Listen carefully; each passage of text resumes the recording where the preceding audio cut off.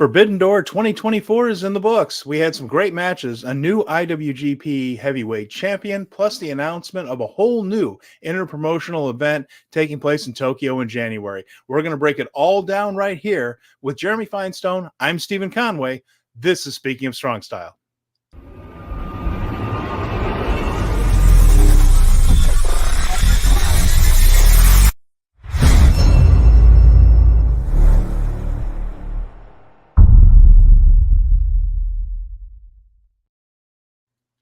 Welcome, everyone, to Speaking of Strong Style post Forbidden Door 2024 edition. We're glad you're with us. Thank you for staying up late. It was or if you're up early in some parts of the world, I know we have people watching and listening from all over, but we're grateful that you're here with us. It was a long show, Jeremy, 5.5 hours, but I felt like it went pretty well for the most part. We're going to talk about some of the ups and a couple of downs in this thing. In the end, though, we also found out that there's a whole new event coming in conjunction, sort of, with Wrestle Kingdom weekend. So now that we've gotten through this odyssey here of 5.5 hours of wrestling, how are you feeling overall? I mean, did you enjoy Forbidden Door 2024? Here's the thing. Every year we go through the Forbidden Door thing and you express the frustration about what it isn't. And then the event actually gets here and you realize, yeah, actually, it was a pretty good show, in all honesty. Had its ups, had its downs. Definitely had some performances that were worth forgetting. But on the whole, I had a great time watching the show, and I thought that the major beats were it.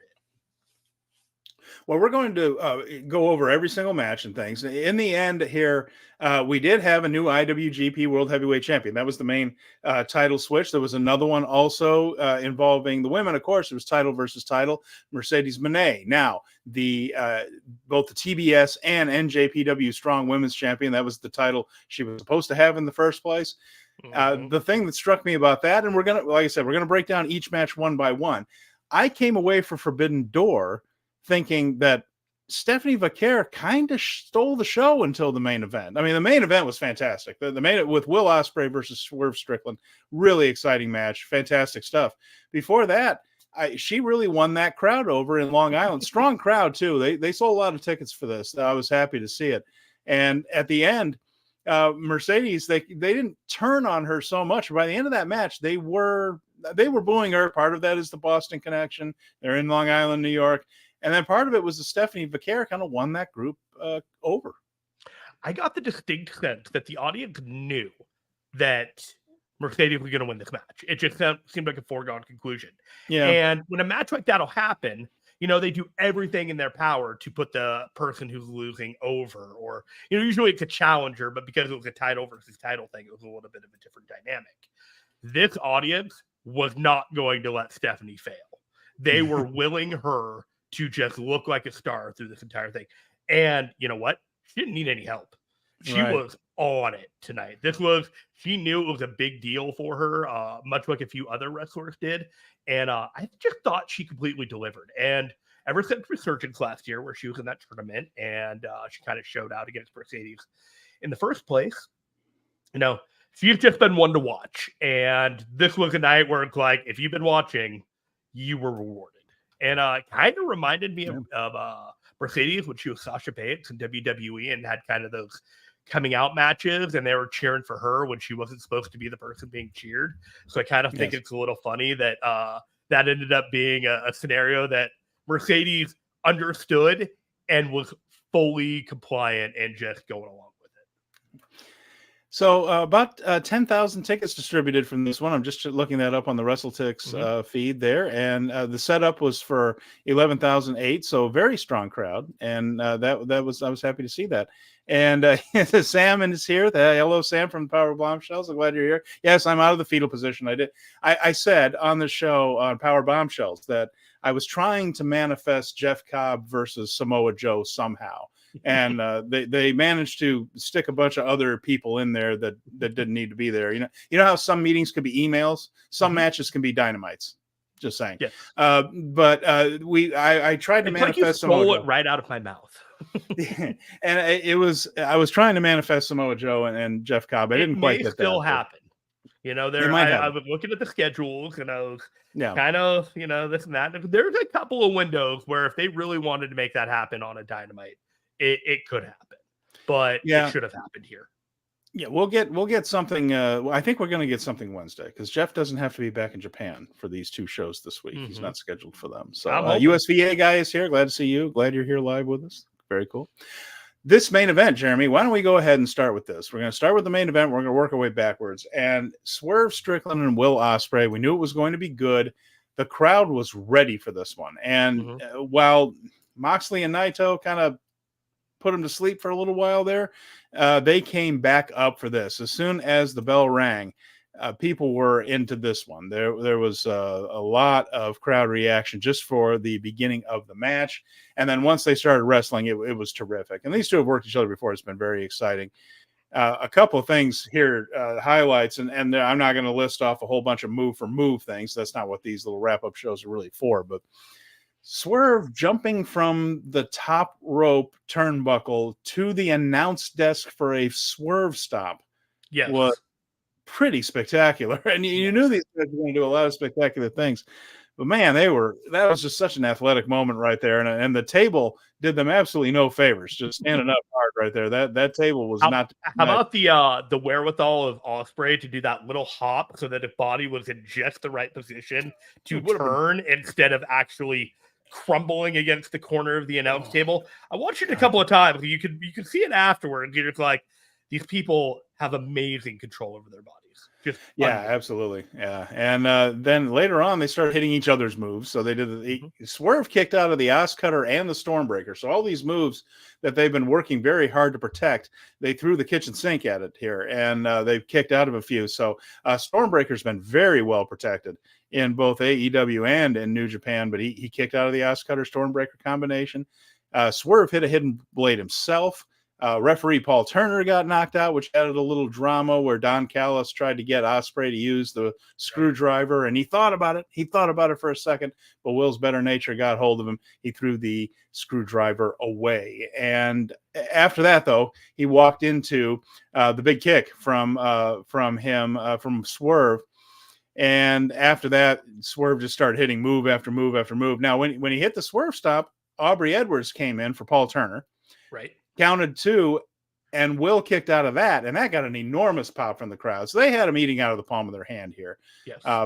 But in the end, it basically took every single move that Swerve had, every finisher he had, and he gives Will Ospreay his first AEW loss there. And Swerve still the champion, but tremendous match, very much worth going out of your way to see. Both of them should be proud of the performance, I felt. This was a fantastic match. There was a very real possibility that Swerve was going to not look as strong as he could coming out of this match, even though it seemed to be a foregone conclusion that he was going to win it. You know, Will Ospreay is such a star, and you have to be mindful of one of them, the champion, and one of them is the challenger for the main title. Will has a ton of momentum. Swerve also has a ton of momentum, but when I was going into this match, I was worried that Swerve could lose something by winning because Ospreay looked so strong in the way that he lost. But they did something really interesting, and it kind of flipped from his time when he was in New Japan, because near the end of his run, he was so dominant, and he was frequently in the Swerve position of being the world beater, and the people couldn't make it through the end of his matches, and they were almost mercy killings by the end of it. And so now Will is in that position of having to just kind of put him out of his misery rather than, you know, getting screwed, getting like blindsided, and then losing clean. But there was another reason. You know, he lost this match. You know, he got distracted by the screwdriver, but Swerve was the champion tonight, and he retained, and he looked like the champion all the way through. You know, we talk about there's going to be the long hero's journey, the Campbell journey for Ospreay that's going to last a year because he's never really had it before, and this is the right time to do it. We're going to find out whether this is the right play for Will Ospreay. But for one night, for one match, I think the match hit what it needed to do, and I think it accomplished all the goals it set up to do. What do you think? Yeah, I liked it. And they had some flexibility because Ospreay is the international champion. So you're going into this big show at Wembley Stadium is kind of the next one of the next big things. And you're going to need Will to be a big part of that.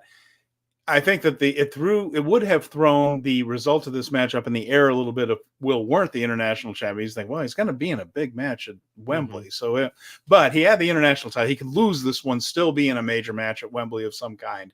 And it could be for the international title, and it'll still mean a hell of a lot. And they have not announced a single match for that thing, and they've sold 40,000 tickets. Last year they sold a lot more because of the novelty of it, but still, I'm just going to say this, without a match announced, 40,000 tickets have been sold. Once those matches start coming, I'd imagine that crowd is going to grow even more right there, and Will has to be a big part of that. So this match did not hurt him. He still looks like one of the best in the world. He's still a champion. Swerve looks better for having dealt him his first AEW loss. I think everybody came out of this just fine, and they have a world champion right now, and you saw the reaction at the end of this, throughout the match, and then at the end of the match. That crowd takes Swerve very seriously as champion, as they should. There's no reason they shouldn't. But this is another match that just shows this guy plays at an extraordinarily high level. I believe that this match, this title defense by Swerve, is the most dominant title defense by any defending champion in AEW, probably since MJF defended against Kenny Omega back in November of last year. And it's possible, there were even other matches going back to Danielson, but it's rare that you are given a champion and he legitimately beats the best challenger on the roster so cleanly and so dominantly that you look at him differently now. You know what I mean? Like, how many times are we getting AEW champions that are fighting like the fifth best guy on the roster because all the other top guys are feuding with each other? Okay. And now you had Will Ospreay, who hasn't even lost a match yet until tonight. And Swerve just beat him so cleanly that now you have to look at Swerve escalated even more than he was before. So if you looked at him like, well, he hasn't really beaten all the top guys. Oh, he beat a top guy tonight. He beat one of the best. They did protect Will a little bit while the referee was out. Will hit Hidden Blade and covered Swerve, but there was nobody there to count the pin. So that was a traditional pro wrestling protect move there. They just made sure that Will wasn't.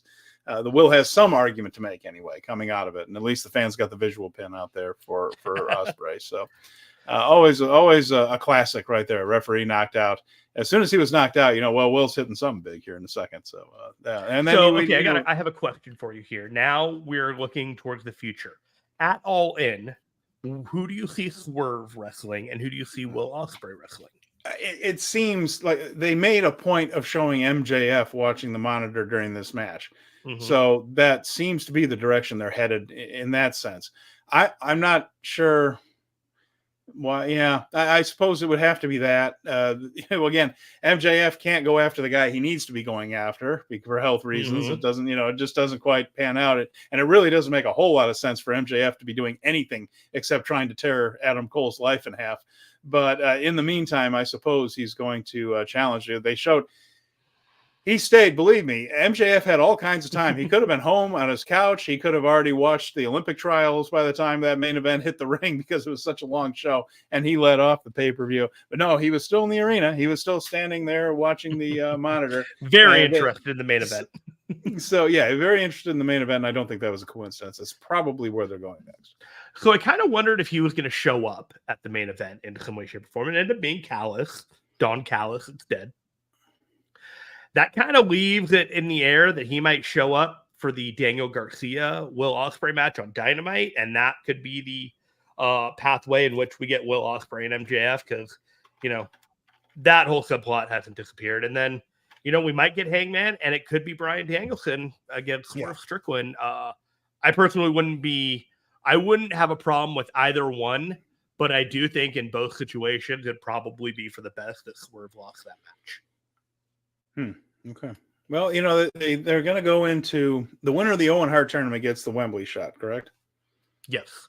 Yeah. So that feels like Danielson right now. We don't know who the wild card is. That could change things, blah, blah, blah. But they also have to do something big for the Arthur Ashe Stadium and things. So there are other matches to come besides just that. So they need a couple of people getting warmed up for this. I do not know if you watched Collision, but they did drop a Hangman Page vignette and kind of circled towards Swerve. And There's a number of hints that were dropped that if you wanted to look at them separately, you come to a conclusion. But if you put them all together, it heavily suggests Hangman is the wild card in the Owen Hart Cup. All right, shall we move on to the next one? Let's move on to the next one. There's no getting around it, is there? Oh. So the one before this one was the IWGP World Heavyweight title match.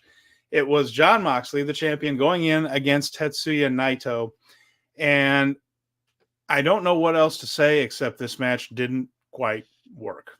It was not a total disaster. I'm not trying to say it was a wreck, but this did not click. And we just saw this in Chicago, Windy City Riot. That was a much better match, the one that Moxley won. And, you know, what we saw here is Naito hit a Destino, sort of hit it early. He then went for the full Destino. You know, he'll do that thing where he counters a move into a Destino. Right. And you think, oh, okay. And then he lines the whole thing up, twists the arm, grabs the guy, does, you know, the equivalent of the 3 punches in the big leg before the big boot before the leg drop, right? And he has to kind of wind up. And when he winds up and hits the Destino, it's death. But you know, they did that, but he went for the full Destino, and Moxley ended up hitting the paradigm shift out of it. And that was only about 15 minutes into the match. I thought, oh, okay, we're doing this a little bit quicker than I thought. I was ready for a longer match. It's probably a good thing they didn't. There was a Death Rider again for 2. Moxley teased that he was going to use a chair, but Red Shoes took it away from him. And then it just got weird and clunky late. It's like they weren't sure what the other person was calling in the ring.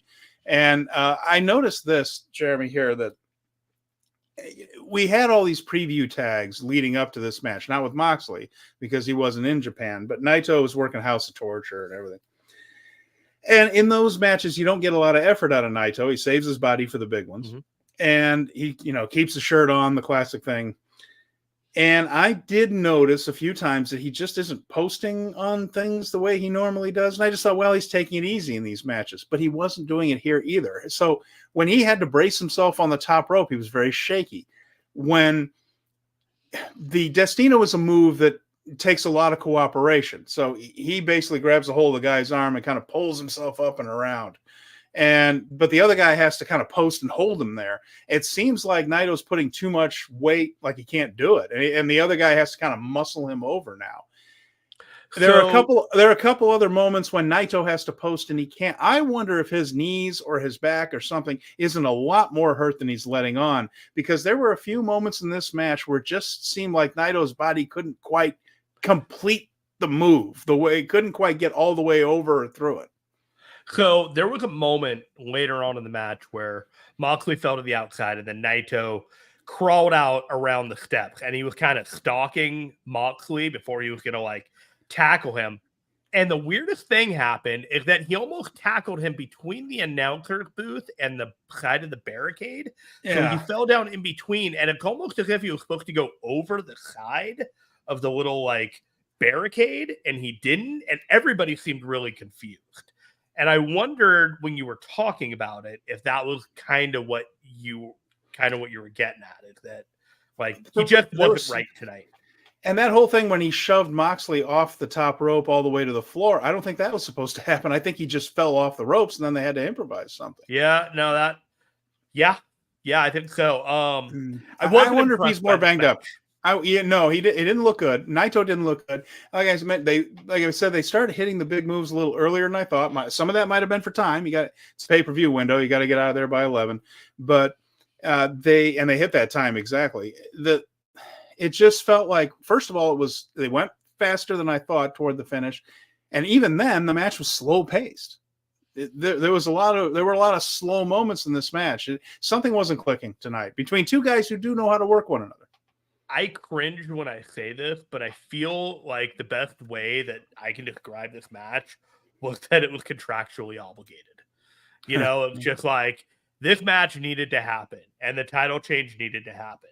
No one was particularly enthusiastic about what they were doing tonight. It just seemed like a night in the office. The ideas and the imagination at the start of this run just kind of petered out due to the realities of the politics of how it all just kind of seemed to be. And I enjoyed parts of all this. Don't get me wrong. Yeah. But I am glad that Naito has the title again. I'm glad that we can focus on New Japan-centric top to bottom stories. I'm glad Moxley had a run and can kind of be in that echelon of, IWGP champions. But I'm ready to move on. And this was like forgettable, and not in a like I want to burn it down and we need to make fun of it over and over again, but it just kind of like it didn't work, and it'll move on to something that does. Yeah, we've seen a better version of this match, basically, is the thing. And he ended up hitting a Destino. It did not have an epic finish, really. They did some near falls, but in the end, Naito just kind of hit a brain buster and then hit the full Destino to win.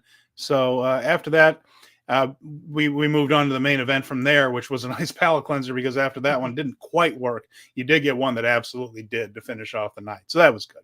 Now, before that, we got word about a new event from New Japan Pro Wrestling, Jeremy. That was where this tucked in. It was just before the Naito-Moxley match. Wrestle Kingdom is every January 4th. They have added a second night. Now, they've done this before, where it was 2-night Wrestle Kingdom. Well, now the second night is a new event and kind of a different thing. They're calling this Wrestle Dynasty. And right there in the logo, Jeremy, you see the CMLL logo, AEW, Ring of Honor, and Stardom all in there. And it looks like it's basically Forbidden Door Japan. Now we're going to have all these inter-promotional matches taking place. So we'll have Wrestle Kingdom on January 4th, January 5th, still in the Dome, this new event. So another pretty ambitious move, trying to fill a baseball stadium in 2 days in a row, but with a separate concept. So instead of a 2-day Kingdom, the second night, going to be seeing a lot of guests. I'm really upset I'm not going. Yeah, I know. I saw this, I'm like, hot damn, they're actually doing it. And it really, you already have CMLL participation. There's going to be more Stardom participation. They were just folded in properly into the New Japan company a couple of days ago. That's so right. When you see this icon, really the big deal is AEW and New Japan are doing a show together at the Tokyo Dome the night after Wrestle Kingdom.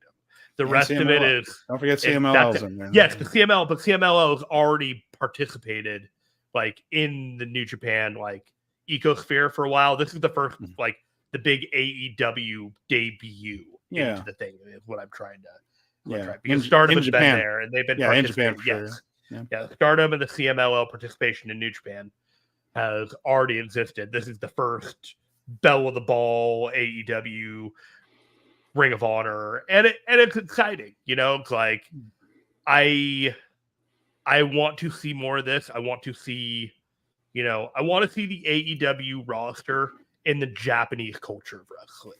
It's like we have seen these Japanese wrestlers, in the American culture, and sometimes it's hitting really well, and sometimes it's not. But when they go to Japan and they do a tour or they do a night or they do this, it's fun. Like you see a different side of them. And I am here for that. Yeah, and of course they've had plenty of AEW guys come in as guests that have done runs and participated in tournaments and things. But this will be a different type of concept, I think. Here, just a big kind of super show like that. So we'll see what they do with it. Obviously, nothing announced at all for it, of course, but we still have a long way to go toward that. But we'll be keeping an eye on it. Now, before that, we're excited for this, and you can extend your birthday celebration just a little bit longer for a couple. Yeah, I guess so. It kills me that I'm not going there. We're going to Japan in 2025. I'll be there for a couple of weeks, sometime in 2025, but we'll have to see when. We're trying to iron all that out. After that, maybe I'll do a show from there. Maybe I'll just get up in the middle of the morning. That would be cool. Yeah, it would be cool. Okay. So before that, we had title for title, TBS title versus the NJPW Strong title. So Mercedes Mone, the TBS champion, wrestling Stephanie Vaquer, the women's champion, the NJPW Strong Women's champion. She has a title in CMLL. She has she had 3 belts coming down to the ring because just about everybody that she works with realizes how good she is and puts a belt on her. And ridiculously talented. And I tell you what, she really showed up in this one. She was definitely motivated. Everything she hit was clean and crisp. Mercedes had a couple of moments, but for the most part was right there with her. And Vaquer won over the crowd during a really good match. And they were split, and there were still plenty of CEO chants, but they were kind of getting on Mercedes' case at the end. Part of that was probably, like I said, the Boston connection, and she's on Long Island. But there was a nice sequence into a moneymaker and crossface there at the end for the win. And then, this was a match that we kind of had an idea of who was going to win, like you mentioned. This is a course correction. Mercedes was supposed to get the NJPW Strong Belt in the first place, win the tournament to create the champion. She got hurt, and they had to call an audible. So Stephanie did a wonderful job establishing that title as something special and having really good matches with it. And she's a made woman in my book as far as coming into New Japan, even AEW down the road. I think you're going to be seeing a lot more of her on both Japanese, U.S., certainly in Arena Mexico. Just a big, big star. Terrific performance from her and putting over Mercedes. But that's where it needs to be. I mean, considering how much of a star Mercedes is, considering how much, and I don't know, I'm assuming that Tony's paying her quite a bit. This is the right spot for her. You want her headlining some of these shows in North America. I think that Stephanie Vaquer made herself a ton of money tonight. In all honesty, this was a shout out to the entire world of wrestling that I am worth every penny that you want to pay me, whatever promotion that I'm at. I don't know if AEW is the best fit for her or if she could really break through in WWE. Her promos have got to, she's got to be able to be clear and communicate with the audience, but her potential is unbelievable. Yeah. And when Mercedes is in the ring with somebody that she can make as a star, she loved doing it with Bianca. She did it with Bayley. She's done it many, many times before. That's where she shines, when she makes the magic. And this is one of those matches where, she went along with the crowd. The crowd wanted to boo her at times. She's like, fine, you can boo me. Yeah. I'll do She's whatever. A pro. She's a pro. She knows how to handle that. Yeah, absolutely. Absolutely. So I was charmed by this match. I think is the best way to put it. It was divine, and I would recommend it to anyone who just says, hey, tell me a good women's wrestling match in AEW. A conversation that I had many times this past week about the quality caliber. This is one of those matches you point at this and say, this is what we're talking about. All right. And we're going to talk a little bit about that show again on January 5th because we have some information here. USVA guy, of course, is in with the office, so he knows. And we were asking, so usually New Year's Dash is right after Wrestle Kingdom. Now, when they've done a 2-night Wrestle Kingdom, they've done New Year's Dash in the next day or two after that. And it looks like that is still happening. So it's going to happen on my birthday now. Yeah, maybe so.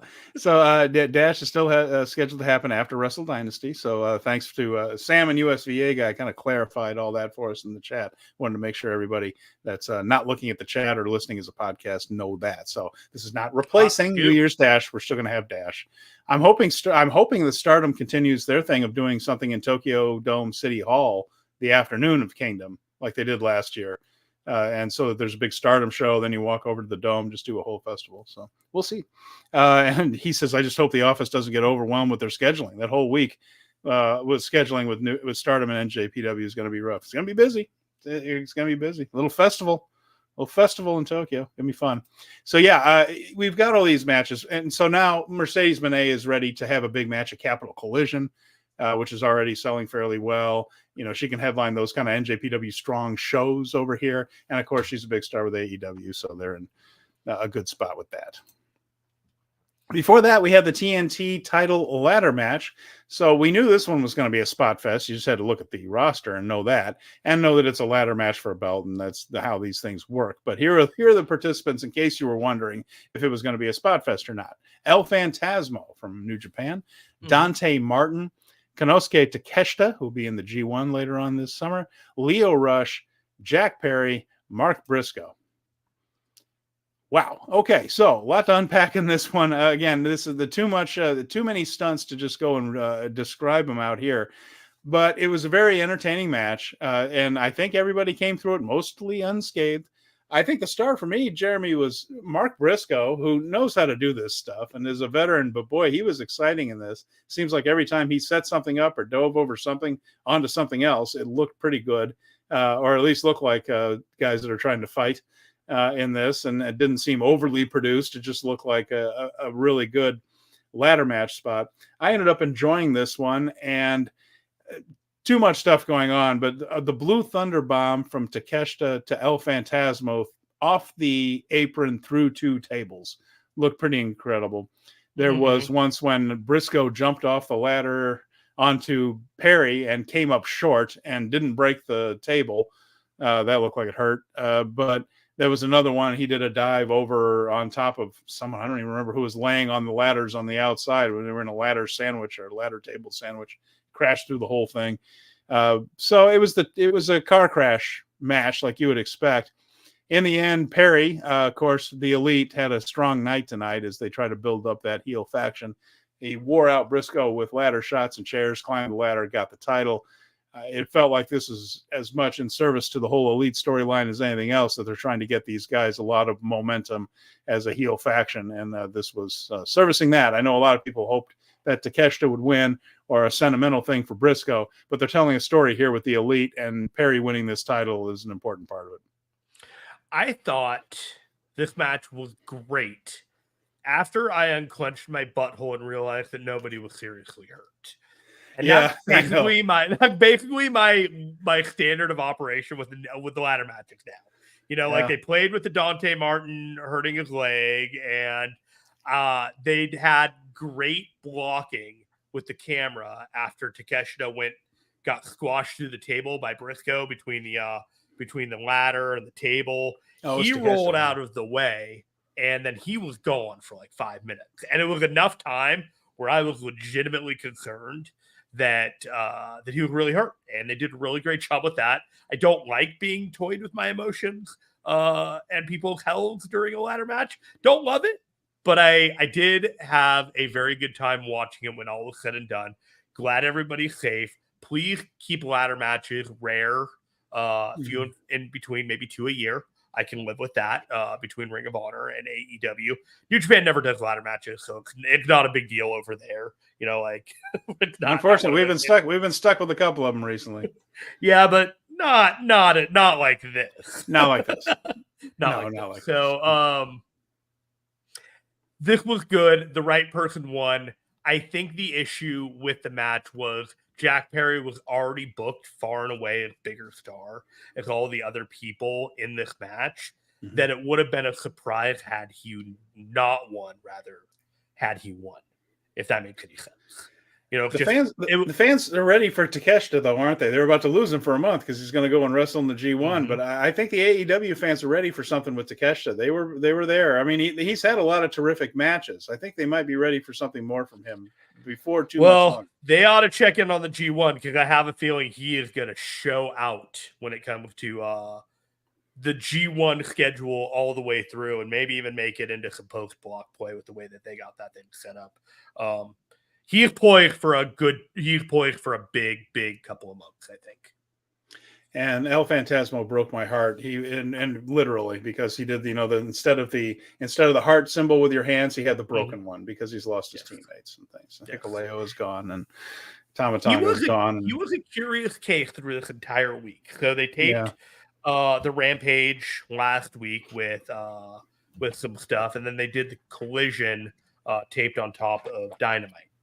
And Phantasmo had an entry match into this in which he was booked through the entire scenario as a heel, but he was very clearly a babyface against AR Fox trying to qualify for this match. And then he was booked alongside the heels on Collision last night, but he was still somewhat babyface. So there was this really confusing, we need you to be in this position, but we understand that you're just going to do whatever you're going to do. This does go to our theory that Tony Khan hasn't actually watched New Japan in 4 years and doesn't know who's babyface and who's heel. Like most of his booking this week is like Tony still thinks it's 2020, 18, someone in there. So I speak it into existence, and I get burned right away. Oh, geez, look at that. So this is from Sam from Power Bombshells, is giving us an update. It says Beyond Wrestling tweeted that Leo Rush is hurt and pulled out out of their American Rana show. Dang it all. It's always somebody, isn't it? And then Lady B says, I became a fan of Stephanie tonight. Great showing. Yeah, it really was. Member of the really Fight Game Media family joined in on the Power Bomb shows and now part of the Discord. You can email GG at fightgamemedia.com if you want in on Discord action, where we talk about all these shows and all the shows that we do, like Speaking Strong Style, which airs every Thursday at 5:30 p.m. Eastern at our normal time, talking all things New Japan. And when you listen to this podcast, be sure to check us out there. Sam and Mel, who are in our chat right now, are part of the Power Bomb shows, who had a pre-show this morning or this afternoon, 10 a.m. Pacific, 1 p.m. Eastern every Sunday. And they'll be back next Sunday to talk more wrestling to your heart's desire. And these are all the plugs that we wanted to talk to you about on the Fight Game Media YouTube channel. So give us the thumbs up, the likes, the shares, the subscribes. Please and thank you. And we will get back to this this glorious ladder match. I mentioned before that, the one before this one, that's pretty much what we had to say about that one. I hope that Leo recovers quickly and things. But before that, we had the match. I mentioned that some meetings can be emails and some matches can be dynamites. This match could have been on Dynamite. It was Hook, Samoa Joe, and Katsuyori Shibata against NJPW TV champion Jeff Cobb, Chris Jericho, and Big Bill. Oh, my goodness. Be still my beating heart. And this was a match that was really frustrating. So what I wanted was Samoa Joe versus Jeff Cobb for the TV title. Cobb had been doing we all wanted that. I think doing this angle where he's calling out everybody. He says, I got an open challenge to anybody in AEW, and exactly 0 people signed up for it, apparently. And he gets stuck in a 6-man match with Chris Jericho and Big Bill. And it was, there were some teases, and that is true. We did get a couple of little teasers of Samoa Joe and Jeff Cobb to the point, and that was what everybody popped for. There was a little bit with Shibata. The rest of this really didn't need to be here at all, and it just felt like a time filler. And I guess they feel like, because Chris Jericho feels like he invented this, just ask him, but Chris Jericho thinks he invented everything, because he made a phone call or something and had a match with Tanahashi. He invented this whole spirit of cooperation, and he'll be the first to tell you about it. And so I guess you feel like you've got to put Chris on the show. I guess they just feel like they owe it to Chris. We got to have Chris on this show. So Chris was out there stumbling around, waving, and I guess we're all still doing the thing where we pretend Chris is still good, right? We're still doing that. I don't know what's there. Tony Khan went up to Chris Jericho and said, "Hey, listen, we have this idea of doing a TV title match of Jeff Cobb versus Samoa Joe, but it would mean that you're not on this. You're not on this show, Chris. Are you okay with that?" And he says, "Hey guys, that doesn't work for me, brother." Oh, God. And that's why we have this match. Well, who else we got? Taz's kid is listening over here in the corner. Why don't we put him in? This match is fine. This match is what Chris Jericho is going to point to and say, "See, I do job for the younger guys by taking the finisher, his own finisher from Hook." But this was a Dynamite match, right? This was to set up maybe Hook or Joe versus Cobb at the pay-per-view. Like, you could have done this on Dynamite on Wednesday or Collision, set up Cobb versus Joe, and we would have had a 15-minute meat match that goes to a draw, and the world would have rejoiced. Yes, if you had a really good match between Cobb and Joe that goes to the time limit, everyone would have loved it. And instead we got something like this. And I know they can say they come out of this and now Hook has a title shot at the FTW title that no one cares about, no one ever did care about, but it's still just sitting there. So anyway, we got this instead of what we wanted. It is more important to make sure that Chris Jericho has a match on this card instead of having a pay-per-view that down the line people say, you know what, that was a really special big man match between those two guys that only got to happen once in a while. Cool, that's great. But you're not going to remember it the way you're going to remember it if it's on an episode of Dynamite than you will that it happened like on a match on Forbidden Door. Sam unloaded the dishwasher for most of this match, and I probably would have been more entertained by that. Moving on. Now, this one was entertaining. We had the AEW women's title match between Toni Storm and Mina Shirakawa. Now, Was it that one or You know what? Wait, you know what? I missed one. It was Orange Cassidy and Zach, wasn't it? Woo! Oh my like, which one of us got it wrong? No, it's me. It's me. Orange Cassidy, Zack Sabre Jr. So, very entertaining mind games early in this one, just the way they worked this match, where they were kind of taunting each other. You know, Zach almost inviting him to put his hands in his pocket. Come on. Yeah, go ahead. And then Zach out wrestling him at first, and then Orange kind of making his comeback and getting some shots in on Zach, mostly strikes and things like that. And they worked in and out of holds early. And unfortunately, that made the announcers kind of goof off and joke around a little bit too much. There was a good match going on in the ring, but they just got totally sidetracked, the guys. And I had this theory, Jeremy, that I texted you during the show, that a good rule of thumb is don't have more people on commentary than there are in the ring.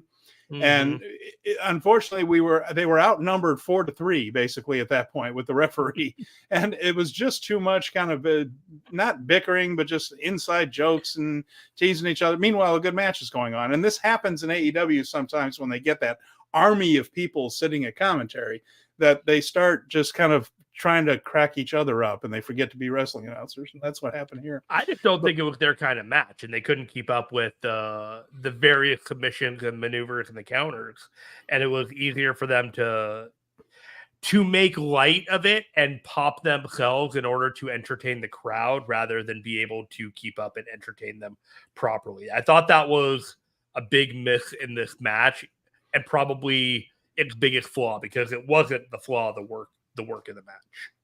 And they started paying more attention when Orange started working Zach's knee, which Orange did really well. Came up with a lot of different ways to work Zach's knee.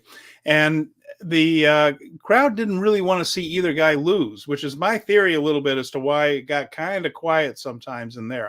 I don't think that the crowd was really cheering against anyone, but they were popping for the big move. So I think they were enjoying the match, but it was a matter of neither one of them was a guy they were just going to boo the hell out of or get behind the other one.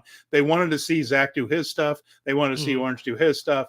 When they hit their key spots, you know, when Orange stuck his hands in his pocket and did the bridge type of pin during the pin scramble, you know, that got a reaction out of people and things. But it was fun, and it did have the ending that it should have had in this one. There was a mousetrap into the Jujikatami, and then Zach tied up Orange in about 5 different kinds of knots at one time and got the submission. But we talked about it. You know what that submission was like? So he had him in the basic submission, and then he was methodically removing his limbs from accessibility to even move. And it was almost like a spider catching it's like a fly in a web and just like bundling them up even more and more so that they could not move and were completely immobile. It was almost like the Sonata, you know, his little trap thing that he does. You know what I'm talking about? The Paradise Lock. But it's 1,000 times more complex and devastating than the Paradise Lock would ever look.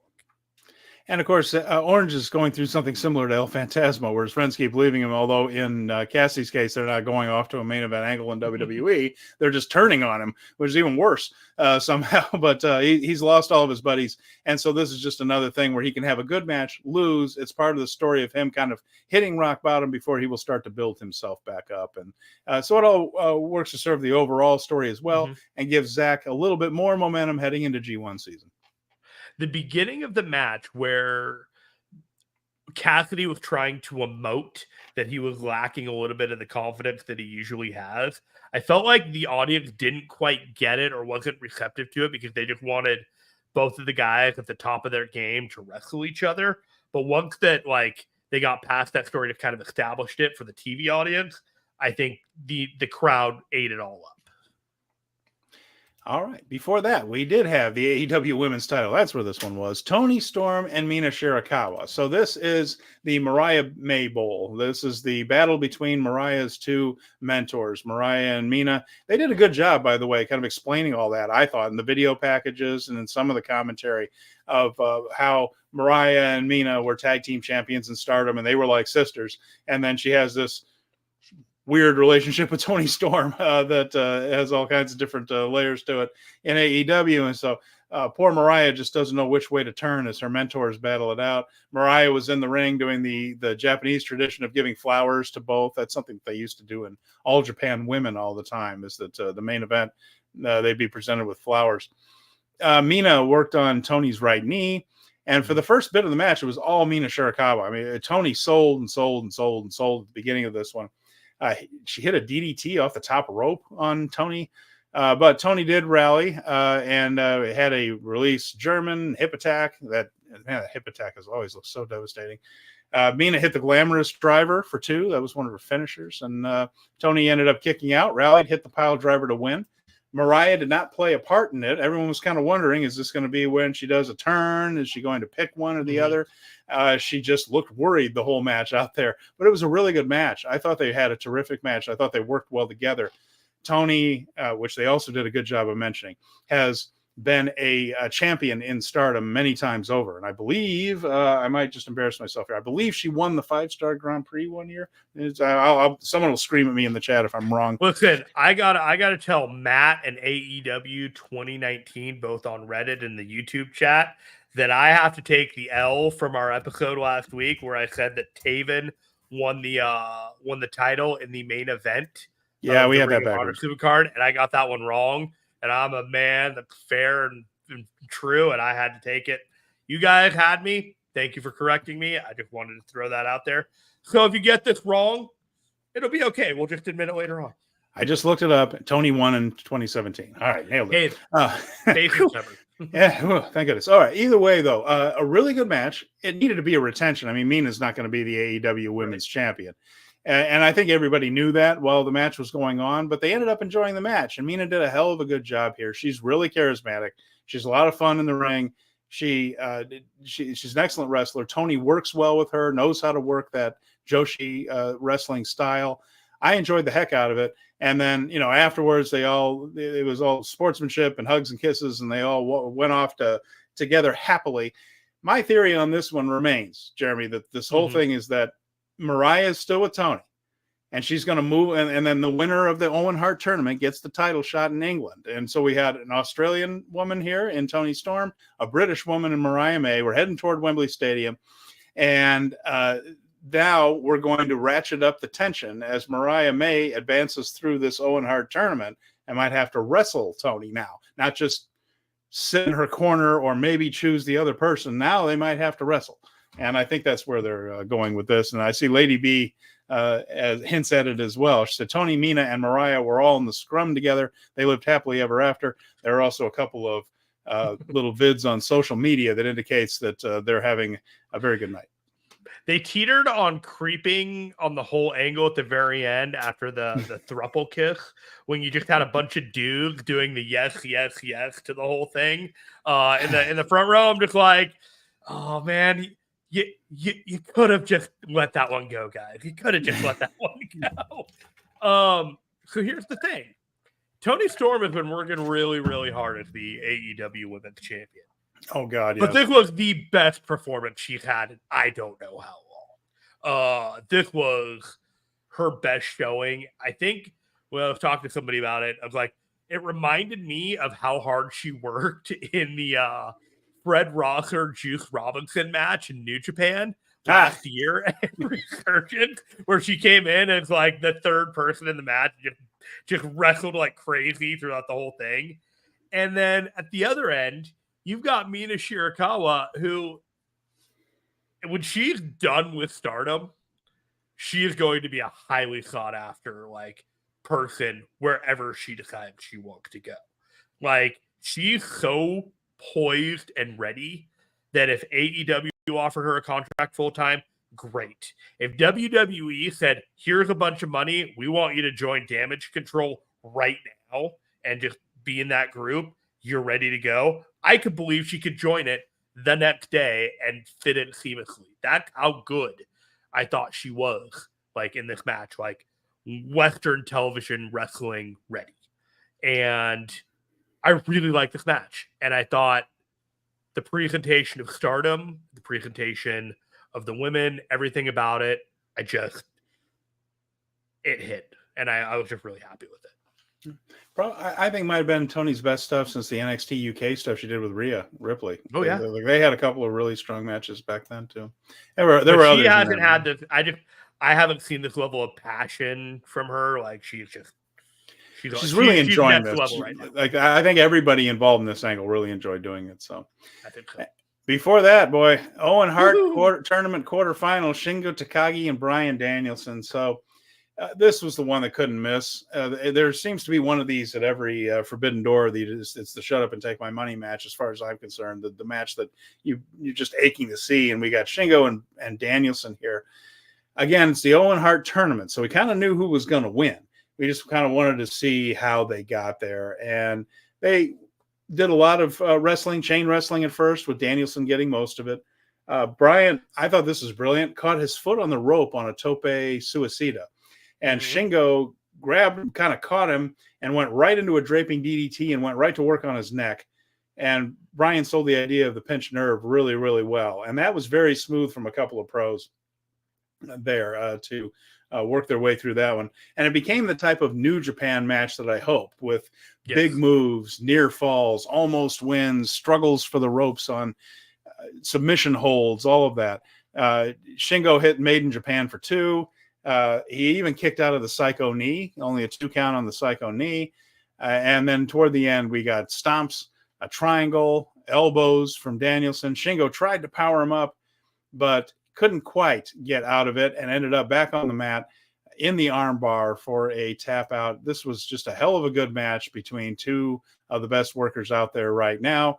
They worked well together. Danielson, again, just knows how to work every style in the world.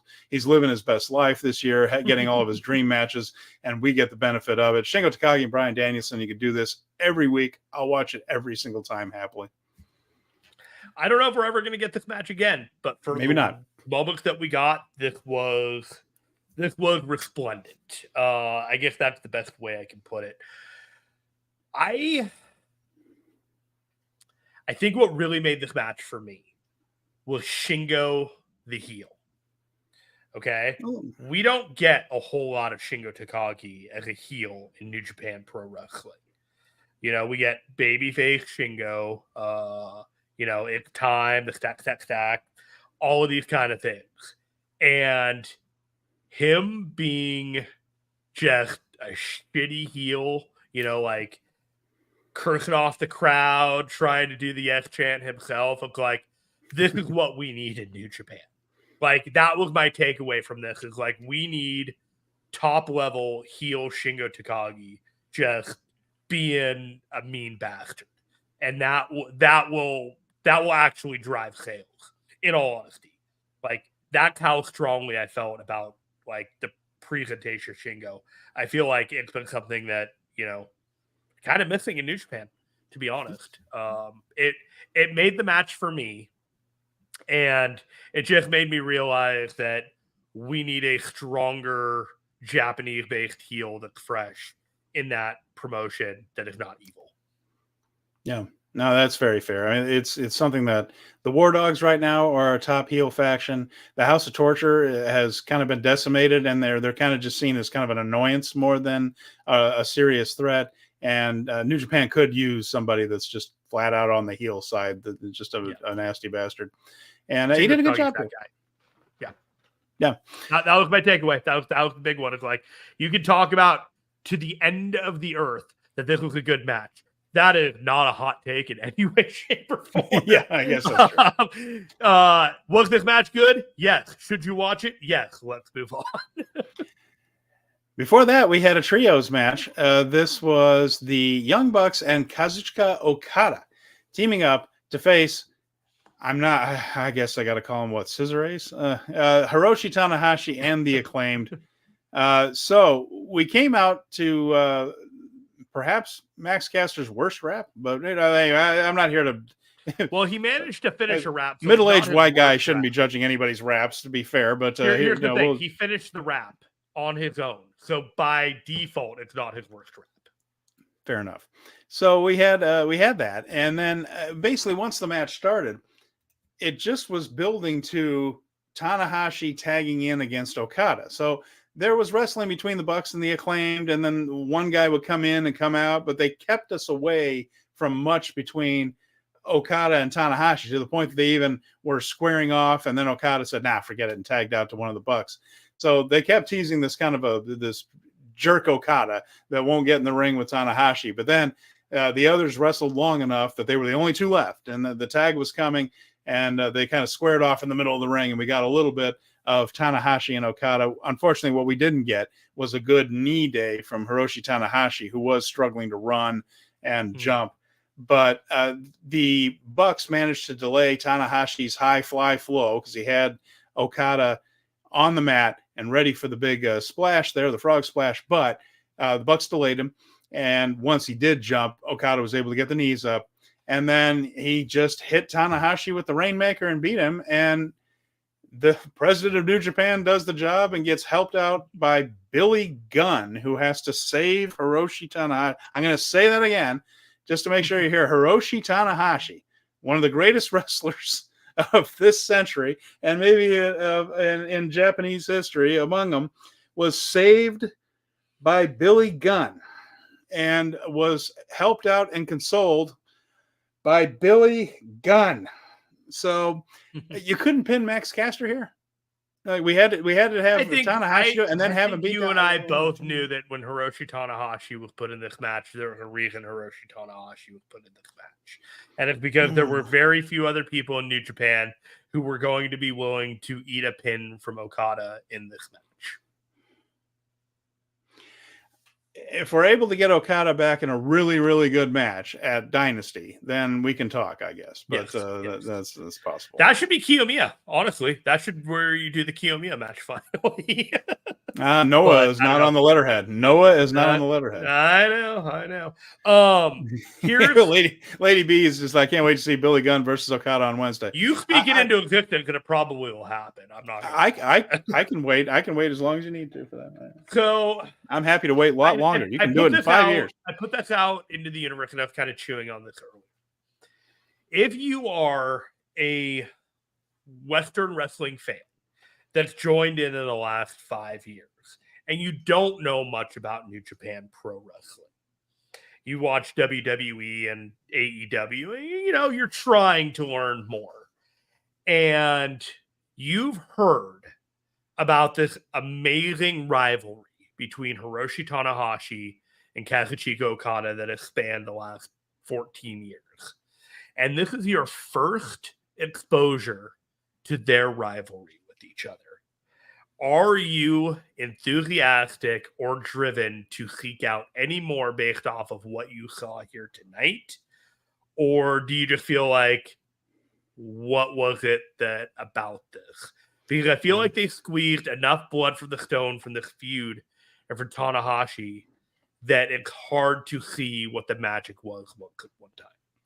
Yeah, well, Tanahashi's body is shot right. Dead. I mean, it's just destroyed, and it looks like Naito is hurting too. So I do wonder if some of these people that haven't really seen a whole lot of it show up to this arena, maybe for Swerve versus Ospreay, and are sitting there just like, okay, here are these New Japan guys, and it's like Tanahashi and Naito aren't moving very well, and you just think, boy, this is New Japan. And like, well, not all of it, thankfully, but right now, again, it's just this little thing where they want to get Suzuki, who's not even in New Japan anymore. They want to get Tanahashi. They want to get Ishii and all these guys. And like, oh, those guys are kind of beat the hell, and they're in their 40s. It's not.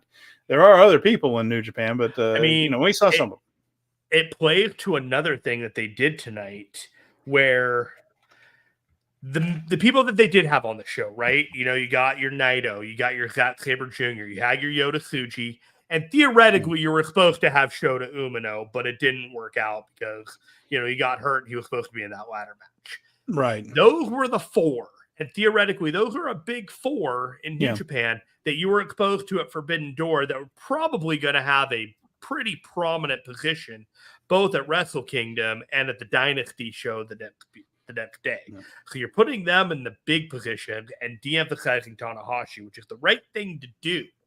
But I do think that it was kind of smart on the programming side for AEW and New Japan to make sure that at some way, shape, or form that they were trying to make sure that these guys got a little bit of feature time. Fair enough. They did get a very good look at Shingo Takagi, and I think a lot of people there realize how talented he was if you hadn't seen him before. And Zach looked good against Orange, so it wasn't an empty cupboard. Shingo Takagi is the other guy that I should have mentioned, absolutely.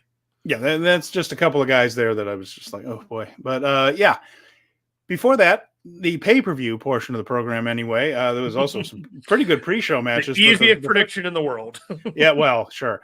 MJF against Hechicero here, which was entertaining, but the whole point of this is last time MJF was in Long Island, he lost the world title to Samoa Joe. He was hurt. He took a whole bunch of months off. This is nothing more than a rehab start for him, so to speak. This is a way for him to come out back in Long Island, get a win, get the crowd going with a big babyface thing at the beginning of the pay-per-view, because MJF's always going to be a babyface in New York City.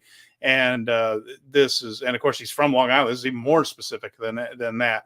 And it worked. I mean, they loved him. He did his shtick. Hechicero's a good wrestler. It was a perfectly fine match. It did exactly what it's supposed to do, which was get the crowd hot, get them excited, give them something they liked, an MJF win.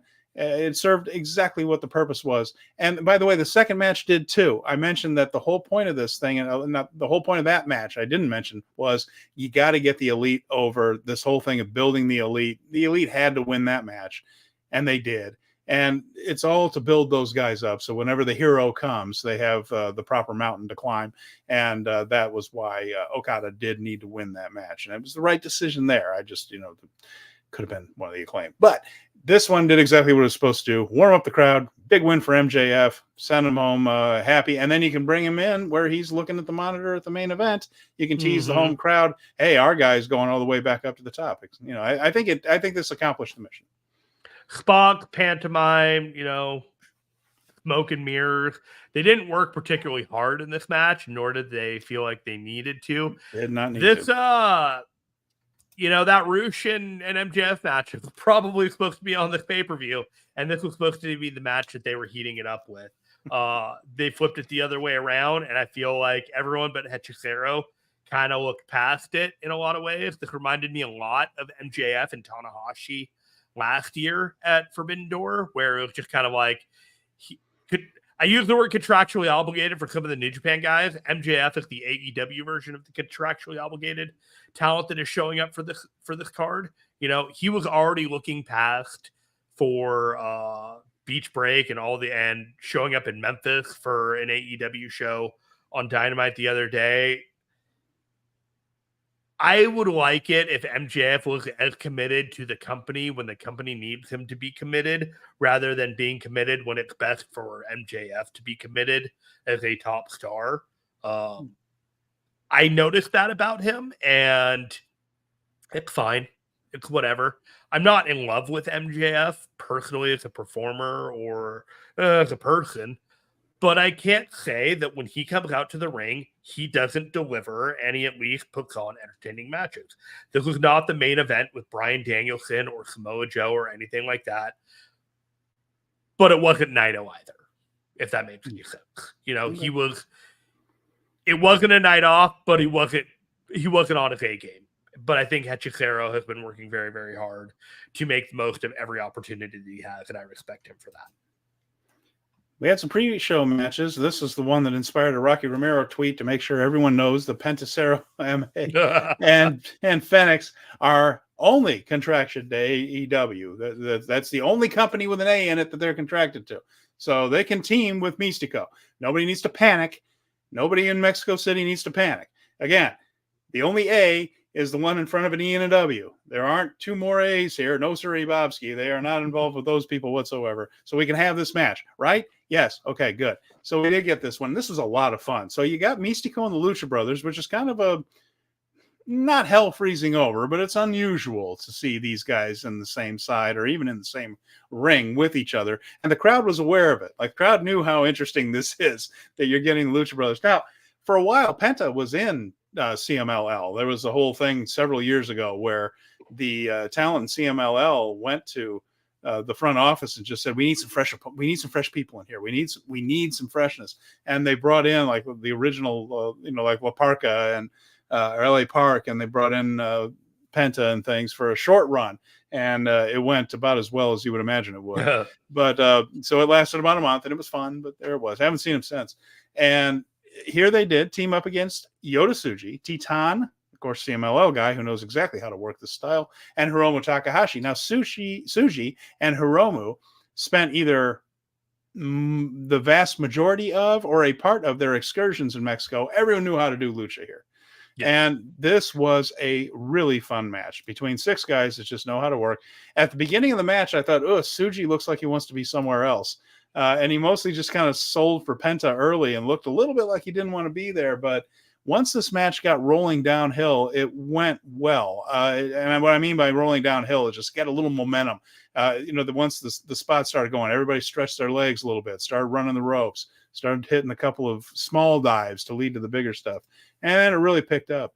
Then LIJ got on a roll, and it was Místico that mostly sold. No one was really a heel much in this one, but Místico is such a baby face that it always turns out that he's the good guy, so to speak. Titan hit a really good tornado DDT, gourd buster, super kick combo that looked fantastic. It got a "This is awesome" chant. The first one of the night there. Místico ended up getting his armbar submission on Titan, just like everybody figured that would be the way that this one would go. And it served the function. Again, another warm-up match that got everybody into it, and you saw people from different organizations teaming with, wrestling each other. It was in the spirit of Forbidden Door, and it was a nice appetizer before the pay-per-view started.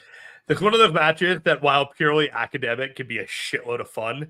There was it was completely by the numbers lucha style match, right? Penta and Phoenix did their Penta and Phoenix shit, and their springboards and the jump onto the shoulders and doing the splash. Yota Tsuji, I really, really enjoyed in this match. I thought Titan went a mile a minute and really sped up that side of the LAJ faction against the other 3 who were just going nuts with the speed thing. But Hiromu's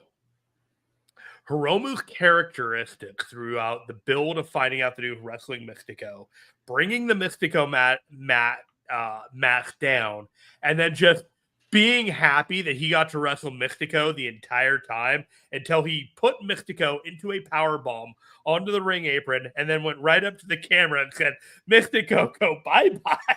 And that was basically the end of the subplot of the entire thing. Well, remember, they had worked most of the week in Mexico. Hiromu spent a week in Mexico and worked him in Arena Mexico. So they had already had some one of those. It was just so much fun because Hiromu has that charisma, but what AEW television hasn't really been able to do is convey how insane Hiromu Takahashi is on New Japan Pro Wrestling. And I felt like from the Collision backstage vignette, when he found out he was wrestling Místico, toward the opportunity he had to own the camera during this match, I was absolutely delighted. And of all the matches that I was like, oh yeah, I am super excited for this match when I'm watching it today. This was the one that when it was announced on Thursday, all the way to today, I was like, yeah, I really want to make sure I don't miss this match. Lady B has an interesting point that I want to get to. She says, I'm assuming it. I do wonder if Omega got the "We Want Roman" chant. I wonder if he gets it. If there's more of Jack Perry stealing his moveset. So, now we're getting, after years of everybody hating Roman Reigns, we're getting "We Want Roman." I think they want to grease the wheels to that. Sure they do. Yeah. And Okada being called the best bout machine, the Bucks blurring him from company history. So I don't know if you've seen the little video vignettes and the video packages that the Bucks supposedly have made on their own, different than the other ones. They blur out Omega.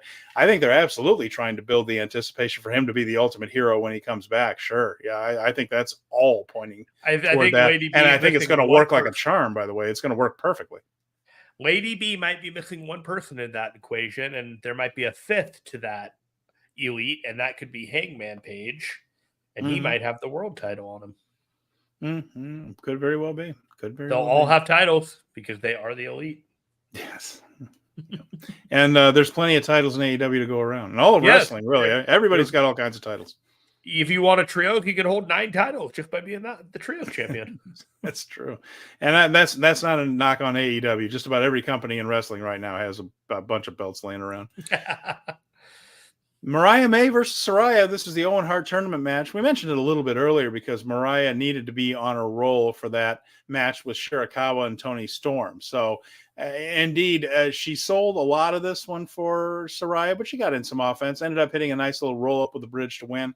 Didn't have a ton of time, but it got a little bit. It was not like I don't think it was like 2 or 3 minutes. I felt like it was longer than that. It was fine. It makes sense for Mariah to win. Like I said, going into the whole thing with Toni and Mina, and Saraya has her Outcast thing with Harley Cameron and going. So there was a little bit of subtext, as Toni Storm used to be in that group. Perfectly fine match. 8.5 minutes. 8.5. See, there you go. And it didn't drag a bit. Mariah did well. Saraya did well. We had a decent women's match there on the pre-show, and it got the point across that Mina and Toni was important, and that Mariah is a player in this tournament, which is exactly the story they should tell. They managed to get me to bite on the pinfall attempt, which Mariah was right by the ring ropes, and she grabbed the ropes with her hand. They got me with that one. But other than that, like, this was, I could see why this would be on a Dynamite. This didn't need to be on this show, but because of the escalation of the stuff going on with Mina Shirakawa and Toni Storm and all that stuff, it made a lot of sense to just move this story forward, even though they could have wrapped up some of these Owen Hart matches like they're doing on Dynamite. It's a little awkward, though, if you have a men's Owen Hart match and then not a women's Owen Hart match. No, absolutely. And at the other aspect that I'm thinking about it is, like, you want this match on the pay-per-view or the 0 hour. If this woman is going to be on a pay-per-view, your biggest one in 2 months for a big title, you're better off putting her in a match of some consequence here on this pay-per-view, and there's nothing of more consequence than the Forbidden Door. As I'm thinking this through, like, you start with one line of thinking, you're like, oh, wait, no, actually, I kind of like this other way better. There was a tag team match before that one. Chris Statlander teamed up with Momo Watanabe on the heel side. And I tell you, that Momo Watanabe, I just can't get over what she did to poor Queen's Quest. And they took on Willow Nightingale and Tam Nakano. And this match was fine. It was a little clunky at times, though, because we had some different styles, and it took a little while for everybody to find their rhythm.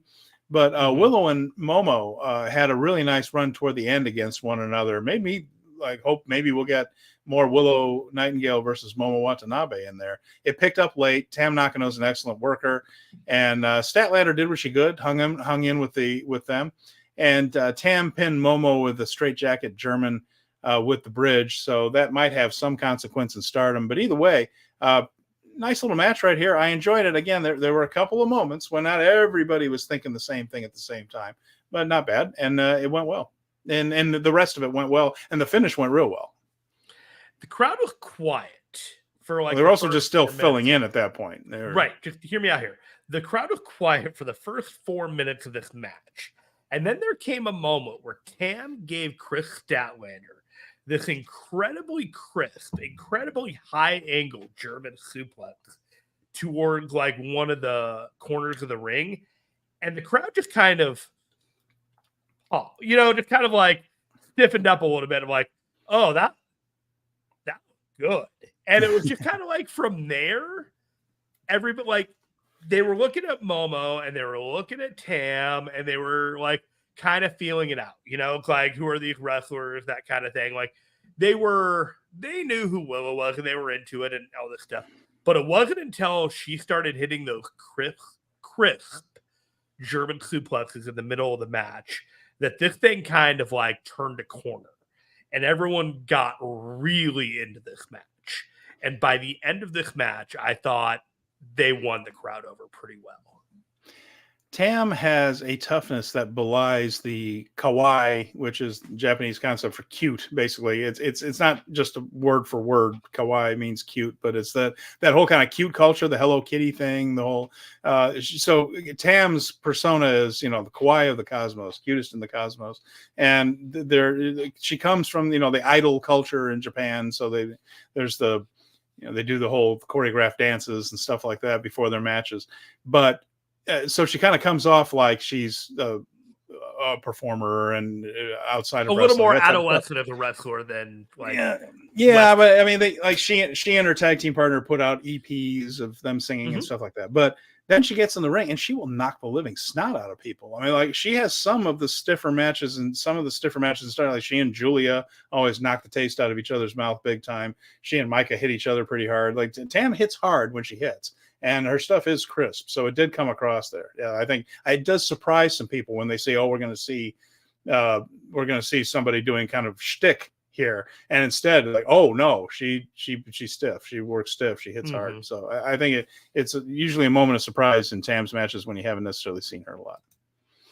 So looking forward to more Willow and Chris Statlander out of this. I was honestly a little surprised that Willow and Tam side won, because I feel like they've been trying to get the Chris Statlander gets one up over Willow frequently, but pleasantly surprised, and I really enjoyed it.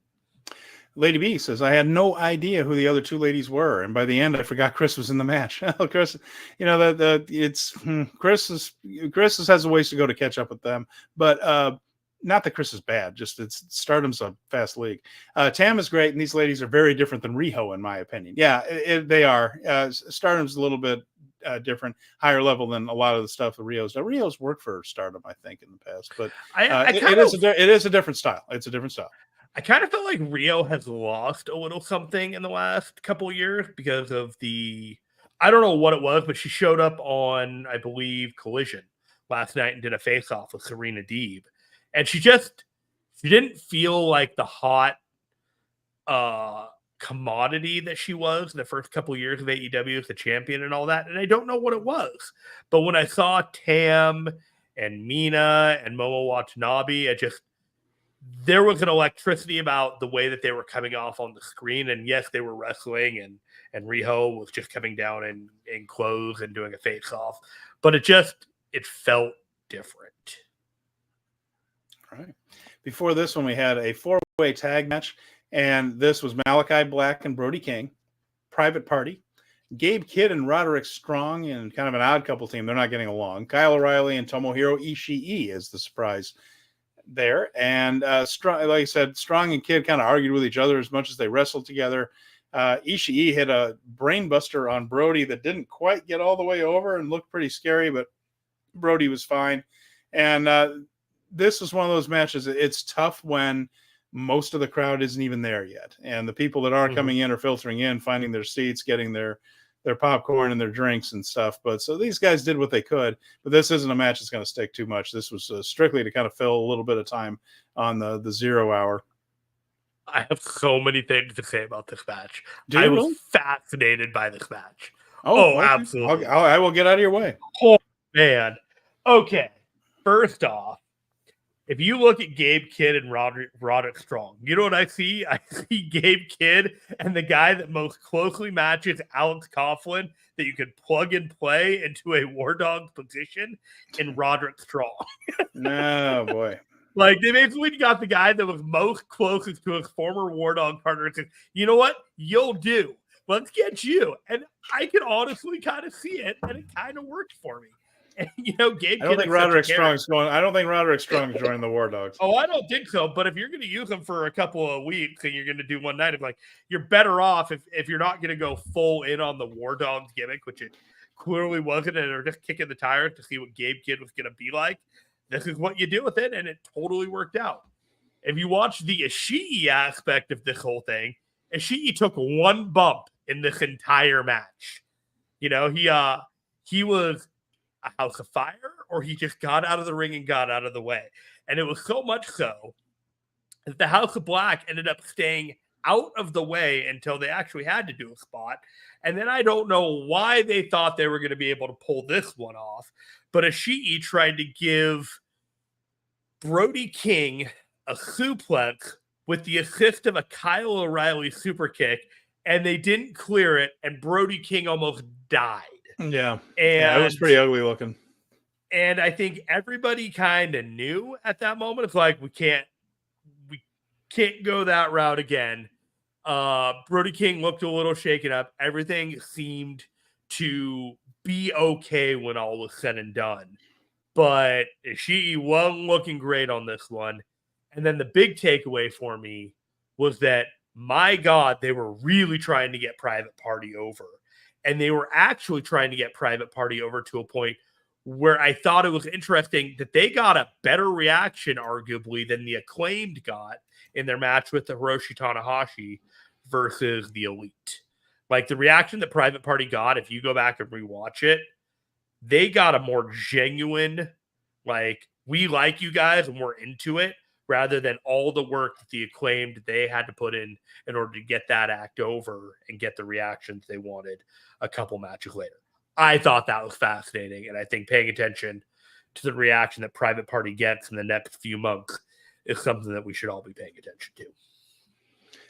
So we're about to wrap this one up here. The opener was Kyle Fletcher in a very quick match with Serpentico. That was almost a squash, really. There wasn't a whole lot to that one. Just a quick win for Kyle right there. Why did that happen? Was it so that people recognized Kyle at the end of the show when he showed up to see Will? The only thing I can think of, I mean, this thing was, how was it, 3 minutes? It was 3 minutes, 10 seconds, completely unnecessary. I was like, we were at 14 matches, and then I think Jeff Jarrett is sitting at the pre-show, and he's like, yeah, we got 15 matches tonight. I look at Dave, I'm like, 15 fucking what? And he's like, could be a mistake. He's like, no, he's on the writing team. He's like, we have 15. And then the next thing you see is Kyle Fletcher and Serpentico. You're just like, why is this match happening? And then you think about Fletcher and Ospreay. You're like, maybe it has something to do with the main event. And it did, but it didn't matter. Fletcher didn't need to be out there at the end of the night. This match didn't need to happen. It was cool. Fletcher looked dynamic. He beat somebody after getting his ass handed to him by Mark Briscoe and Atlantis Jr. in CMLL this past weekend and losing his Ring of Honor television title. But other than that, let's rehabilitate him by beating Serpentico. He was in the locker room. He had his gear. Sam said Brody. TK said Brody King is okay, which is good to know.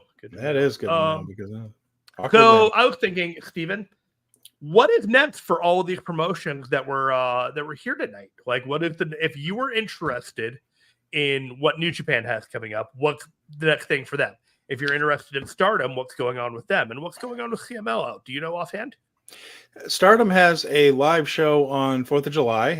That's a coincidence. There's no Independence Day in Japan, but their next one is 4th of July. They just had a big show, excuse me, at Corkin Hall, and then they had a pay-per-view thing there, the Conversion, it was called, where one of the factions was dissolved. They had all the big title matches. So they're building up to the next one. Next step is July 4th.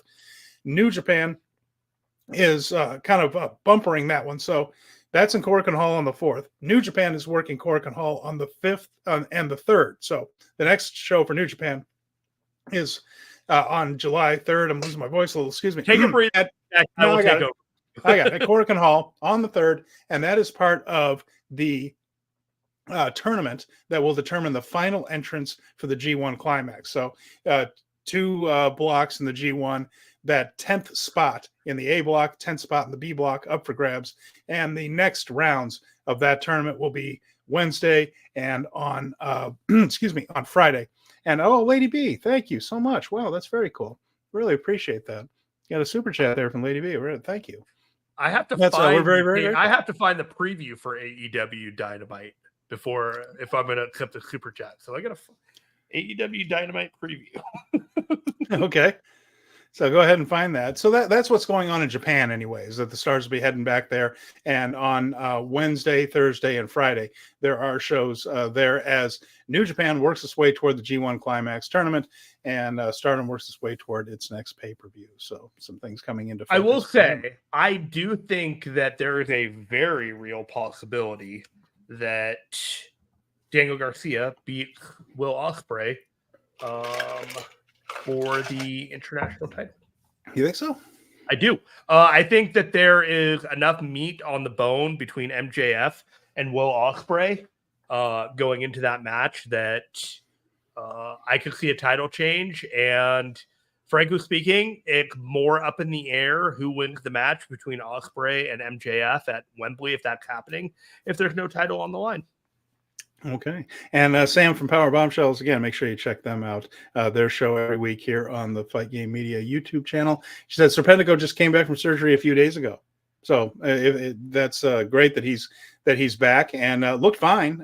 Looked fine in the match. Just wasn't a very long match right there. So yeah, okay. Well, I mean, Daniel Garcia, of course, they had him up there in the rafters, in the good seats up in the boxes, watching the match. And he is, oh, geez, you know what we forgot to mention here, Jeremy, real quick. After the Mercedes Mone match, Britt Baker stuck her head out for the first time in months and kind of didn't square off with Mercedes. She didn't come to the ring, just stayed out there on the stage. And Mone held up her titles. And I guess that's what's next for Mercedes Mone. So I would imagine that we'll be seeing that build up over the next few months, Mercedes Mone and a returning Britt Baker. I haven't seen Britt in a very long time. So there you go. I am completely failing on finding any information on the AEW Dynamite. Lady B, if you show up on Thursday for our show, yes, we are doing a show on July 4th because we are crazy and New Japan doesn't care about the 4th of July. So we will be back to talk about who is the next round of the play-in tournament for the G1. And yeah, I don't know of any other matches other than, Ospreay and Daniel Garcia. Lady B, do you know any of the Dynamite matches? Well, I was just wondering, what are the post pay-per-view predictions for Dynamite? Yeah, I think we'll probably see something. My guess is Britt Baker is going to be a big part of it, just from what we're seeing out here. We'll get the Daniel Garcia Ospreay match. I would imagine that MJF's going to have something to say about what is next for him, and I'd imagine that would go. At least he's going to try to move in the direction of the world title. Maybe somebody could detour him out of that. What's that? I found it. You found it. Great. Let's hear it. We got Will Ospreay versus Daniel Garcia, which we just talked about. Jeff Jarrett versus the wild card in the Owen Hart Cup tournament. So, you think it's going to be Hangman? I think it's going to be Hangman. And Hangman Page makes the most sense. Nightingale and Chris Statlander in an Owen Hart Cup tournament. Based off of the match tonight, I'm going to go with Chris Statlander. Okay. And then Pac versus Bryan Danielson. Yes, that's right. Yeah, Pac got the winner of the Danielson Shingo match. So nothing wrong with that. That'll be another banger, I bet. I'm going to take a wild shot in the dark guess and say that I think Danielson might squeak out this one. Lady B, it's all good. We had to fill this out to 90 minutes anyways, and we're glad that we were able to find some way to do it. Yeah, and then of course all the CMLL All-Stars be heading back to Mexico. They don't have to be there until Friday. That's when their big show is, Friday night Arena Mexico. So they might be on Dynamite. You might see some of the guys there. That'll be. I'll be seeing them in a couple of weeks at Fantastica Mania, a couple blocks from my house. Yeah, we'll be previewing that on Speaking of Strong Style as the date gets closer. Yeah, so yeah, Pac versus Danielson, Chris versus Willow, and I'm going to bet that Britt Baker DMD shows up, and hopefully Tony Schiavone will have his voice back. Poor Tony. I hope he gets well, and he can be up there with Britt because they're that just seems they go together like peanut butter and jelly. I look forward to our next live show, which could potentially be after I was sitting in a high school gym watching luchadors. It's possible. Yeah, fantastic. But it'll be a fantastic either way. We're Speaking of Strong Style. Steven Conway and I thank you very much for joining us tonight for our AEW crossover show. We usually cover New Japan Pro Wrestling, and this is the Kevin Ely, the Boom Beat, but he is out of town this week, so we stepped in because it seemed kind of good for the New Japan Pro Wrestling beat to, talk a little bit AEW and meet some of you fine folks, which we decided to do. But yeah, you can join us normally every Thursday at 5:30 p.m. Eastern. And we also have a dedicated audio feed that you can find on Spotify and most audio podcast catchers like Apple. Just look for Speaking of Strong Style. And Steven, do you have anything that you want to add to all of this? No, I think that's about it. I just look forward to seeing what happens more with the G1 Climax tournament. And this is set up for some interesting stuff in AEW. So I'll be watching Dynamite too. There's a lot of good stuff to watch. Like we mentioned it before, that right now CMLL has been pretty good. The last few Dynamites have been very strong. WWE's been pretty good. We just need to get New Japan going a little bit here, but we still love New Japan even when they disappoint us sometimes. But the thing is, Jeremy, we're spoiled for choice. This is a really wonderful time to be a wrestling fan. Stardom is terrific. Marigold, the new promotion, is really good. If you're a wrestling fan, you're just spoiled for choice. There's so much talent. There's a lot of good wrestling out there. It makes it a really fun time to be a fan for me. New Japan is trending on the right path. The G1 is going to be fantastic, and I am really looking forward to going through it all over again with you, my friend Steven Conway. So let's tell people we'll see him on Thursday. All right. Thanks to everybody who took their time to watch us or listen to us. We definitely appreciate your time, and we will talk to you again real soon.